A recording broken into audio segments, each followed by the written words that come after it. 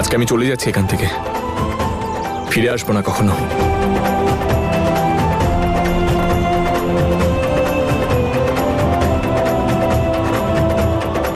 নিজের ভালোবাসার প্রতি আমার আস্থা আছে, আর একদিন তোরও হবে। তুই নিজে আসবি আমার কাছে, যখন তুই এটা বুঝতে পারবি।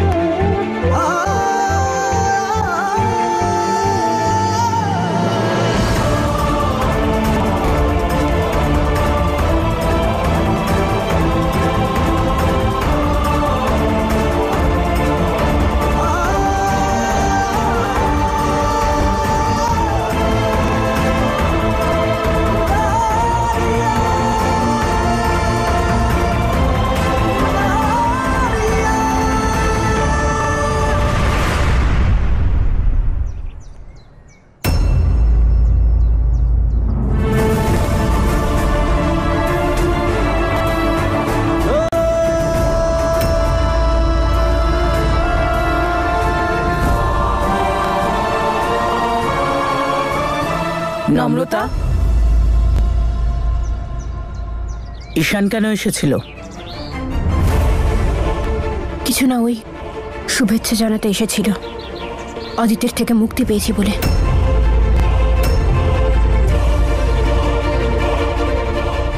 আমার কিছু কাজ আছে, আমি একটু পরে আসছি। নম্রতা, আমি আসছি।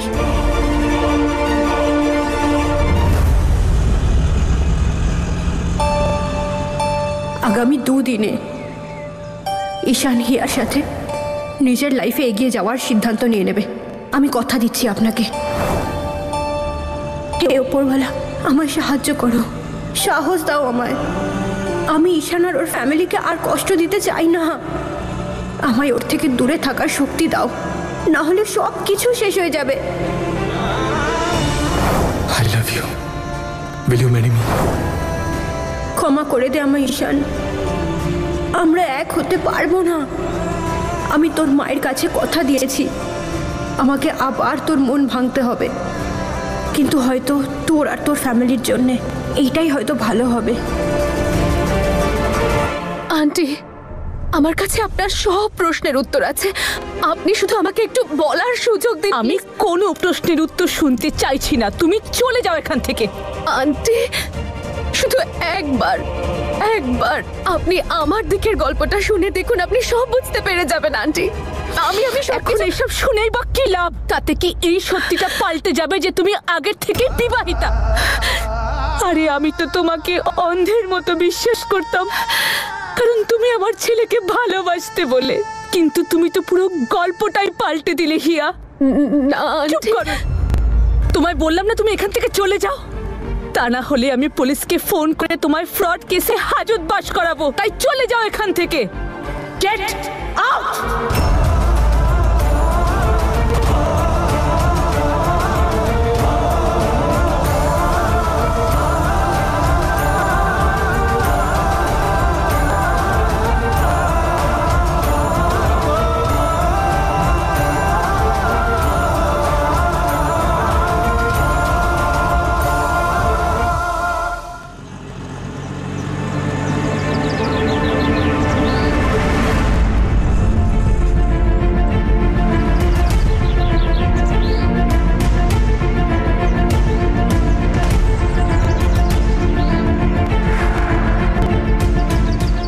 জানে কোথায় যে গেল হিয়া।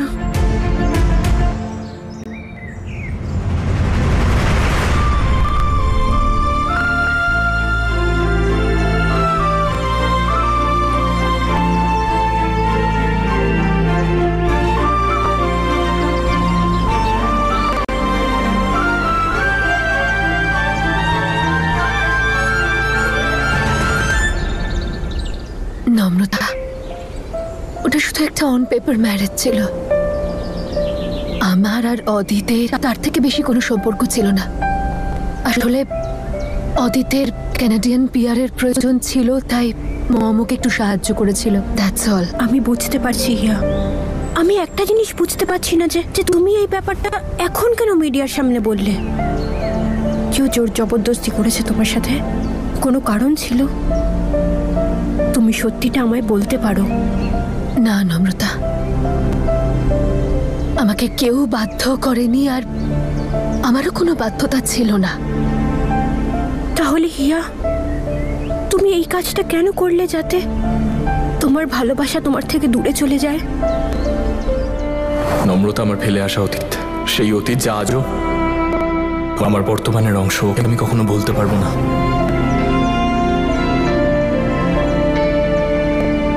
কারণ ওই ভালোবাসা কখনো আমার ছিলই না নম্রতা। এরকম কেন মনে হয় তোমার? আমার ঈশানের প্রতিটা কথায় সেটাই মনে হয়।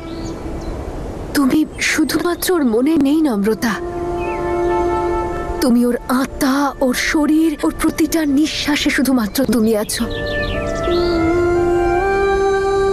জানো নম্রতা, যখন তুমি ঈশানের সঙ্গে থাকো না, তখন ও আসল ঈশান, আর বাকিটা সময় তো কি জানে কোথায় হারিয়ে যায়, একদম অন্য মানুষ মনে হয়। যখন ও আমার দিকে তাকাতো, তখন আমি ওর দুটো চোখের শূন্যতায় শুধুমাত্র তোমার মুখটাই দেখতে পেয়েছি। ও হয়তো আমার হাতটা ধরে থাকতো, কিন্তু অনুভব করতো শুধুমাত্র তোমাকে। তোমার যখনই কোনো কষ্ট হতো, তখনই ঈশান ঠিক বুঝতে পেরে যেত। জানো, তুমি নিজেই আমাকে বলো, ও কি কোনোদিন আমার ছিল? ঈশান আর আমার সম্পর্কে সুতো যতই মজবুত হোক না কেন, কিন্তু তাতে এত গিট পড়ে গেছে যে সেই গিট খোলাটা আমাদের জন্য খুবই কঠিন একটা কাজ।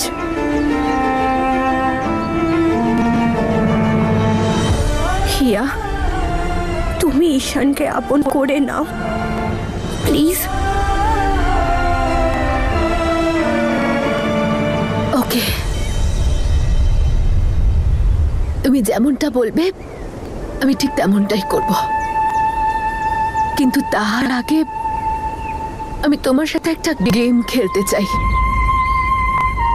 গেম? আমি জানি এরকম একটা সিচুয়েশন একটু উইয়ার্ড লাগবে, কিন্তু প্লিজ, তাহলে গেমটা খুব ইজি। আমি তোমাকে যে কটা প্রশ্ন করব, তার উত্তর তোমাকে চটপট দিতে হবে, একদম থামবে না। যদি তুমি কোথাও আটকাও, তাহলে আমি বুঝতে পেরে যাবো যে তুমি মিথ্যে বলছো বা কিছু লুকোচ্ছ। রেডি? রেডি। রেইনবো, জীবনের নানা রং। বক্সিং, বাবা। উৎসাহ, আমার তনু মাম্মা। ভালোবাসা,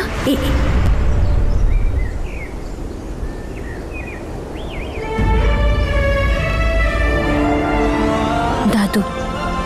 মিথ্যে। তুমি থেমে গিয়ে দাদু বললে, তার মানে তুমি অন্য কারোর নাম নিতে চেয়েছিলে, আর সেই অন্য কেউটা হলো ঈশান।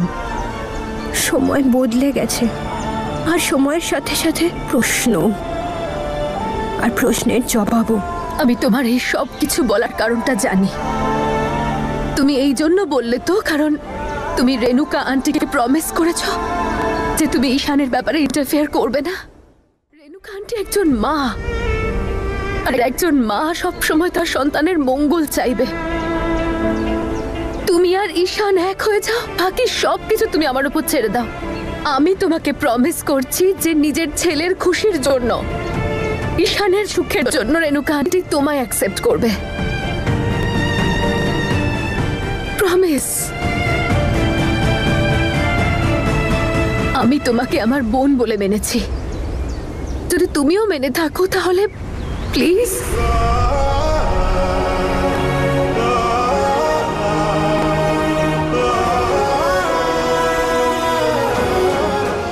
হিয়ার ব্যাপারে আমি আর কোনো কথা বলতে চাই না। তাছাড়া যদি কিছু বলার থাকে বল।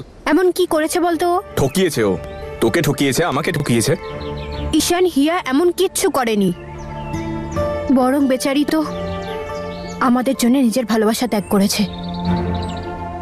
আচ্ছা একটা কথা বলতো, যদি ও চাইতো তাহলে তো ও সারা জীবন এই ব্যাপারটা লুকিয়ে যেতে পারতো যে ও আর অদিত ম্যারেড। আরাম করে সারা জীবন ও তোর সাথে কাটিয়ে দিতে পারতো এটা না বলে, কিন্তু করলো না তো এরকম। এনিওয়েজ ওসব ছাড়, আমি এখানে কারোর ব্যাপারে বলতে আসিনি, শুধু বলতে এসেছি যে অদিত যেইমাত্র জানতে পারবে না যে এইসব কাজ হিয়ার করা, ওর সন্দেহের কাঁটা ওর দিকে ঘুরে যাবে, আর জানি না ও কি করবে ওর সাথে। হিয়া ওর আর অদিতের বিয়ের ব্যাপারটা মিডিয়াতে জানিয়ে না বিরাট একটা সমস্যা ও নিজের মাথায় নিয়ে নিয়েছে। অদিতের ওই আইডিয়াল পলিটিশিয়ান, আইডিয়াল হাজবেন্ডের ব্যাপারটা, পুরো ইমেজটা তো শেষ হয়ে গেছে ওর। আর এই ব্যাপারটা অদিত কিছুতেই নিতে পারবে না। আমাদের যেভাবে হোক হিয়াকে সেফ রাখতে হবে ঈশান, প্লিজ। অদিতের হিয়ার সাথে বিয়ে হয়েছে, ও ওয়াইফ অদিতের। অদিত ওর ক্ষতি কেন করবে? শুধুমাত্র অন পেপার ম্যারেজ হয়েছে ওদের, কোনো হাজব্যান্ড ওয়াইফের মতন রিলেশন ছিল না ওদের। আর তাছাড়া এই বিয়েটার জাসমিন আন্টি করিয়েছিল কোনো পলিটিক্যাল রিজনের জন্য। তাহলে ঠিক আছে, যখন মা আমিকে ফাঁসিয়েছে তখন মাই বাঁচাবে, আমি কি করব? ঈশান, অদিত সেই মানুষটা যে আমার প্রাণ নিতে চেয়েছিল। এবার ও যখন জানতে পারবে এই সব কাজ হিয়ার করা, তখন ও ওকে ছাড়বে না। প্লিজ, আমি তোকে রিকোয়েস্ট করতে এসেছি, কিছু তো কর। আমাদের হিয়াকে যেভাবে হোক বাঁচাতে হবে। দেখ, অফিসিয়ালি তো আমি কিচ্ছু করতে পারবো না। একটা কাজ করছি, আমি যশকে ফোন করে দিচ্ছি, ওর আশেপাশে থেকে ওর উপর নজর রাখবে, আর যদি কিছু হয় তাহলে আপডেট করে দেবে। হ্যাঁ, আমাকে হিয়ার দেখাশোনা করতে হবে, অদিত আবার ওকে কিছু করে না বসে।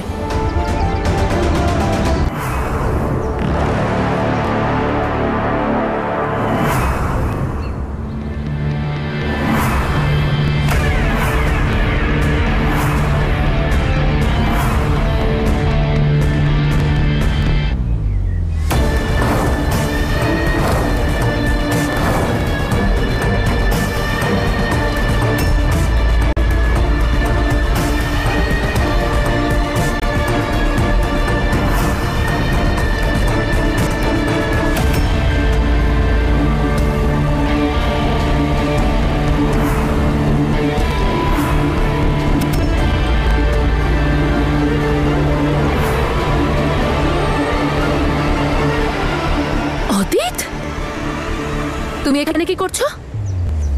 চাইছোটা কি তুমি? আমি তোমার হাজবেন্ড, তোমাকে ছাড়ার কাকে চাইবে? চলো আমার সঙ্গে। ছাড়ো আমাকে, ছাড়ো। কি হলো? তুমি আমার ওয়াইফ, আমার সঙ্গে যেতে আপত্তি কোথায়?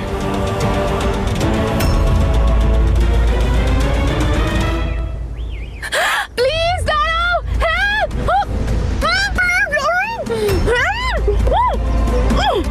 তুমি সবাইকে বলতে চেয়েছিলে না যে তুমি আমার ওয়াইফ? তাহলে এখন কি হলো?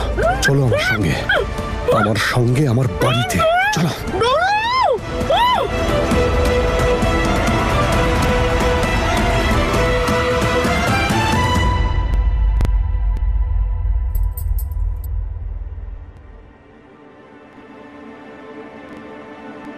হিয়া এখন অব্দি এলো না, মনে হয় চেঞ্জ করতে বাড়ি গেছে।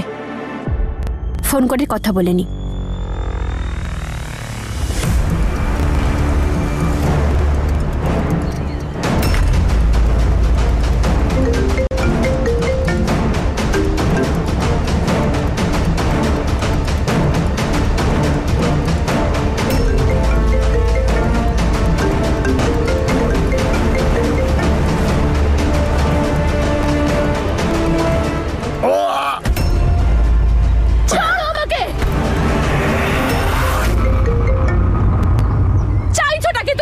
তুমি জানো না আমি কি চাই?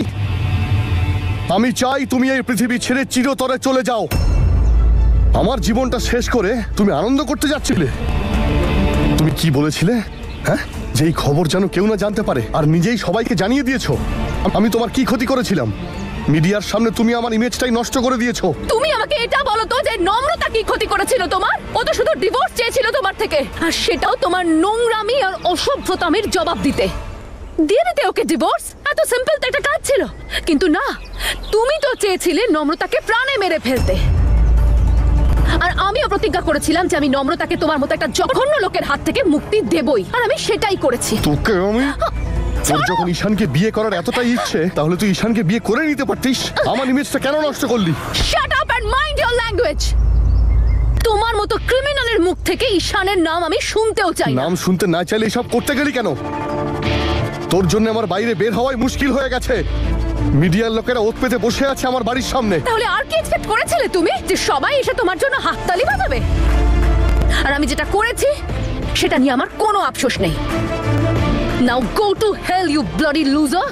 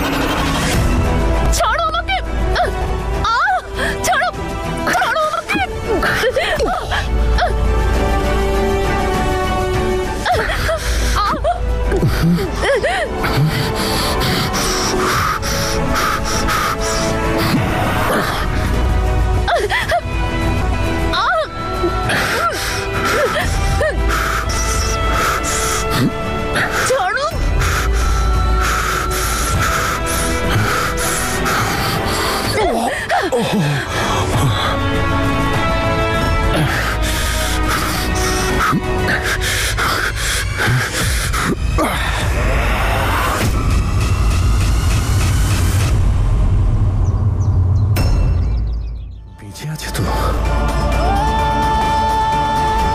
আরে এটা আমি কি করে ফেললাম?